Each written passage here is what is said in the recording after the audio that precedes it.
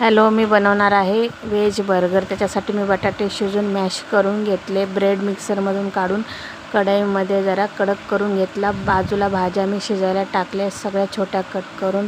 Beans, गाजर, मटर त्याच्यामधलं पाणी काढून एक बारीक कांदा चिरून घेतला. हिरवी मिरची, कोथिंबीर, भाज्या त्याच्यामध्ये टाकल्या. फ्रेश कोथिंबीर टाकली.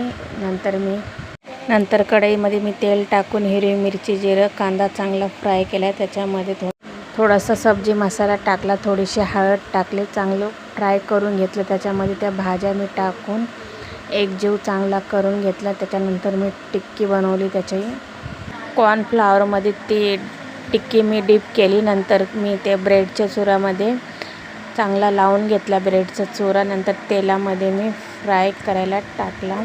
त्याच्यानंतर मी बघू शकता 3-4 खट्टी टाकले. नंतर त्याला पलटी मारून घ्या. तुम्ही बघा ब्राऊन कलर किती मस्त आलेला आहे. आता हे तयार झाले व्हेज बर्गर टिक्की. आपण बर्गरच्या ब्रेडला आपल्या आवडीनुसार क्रीम लावून खाऊ शकतात.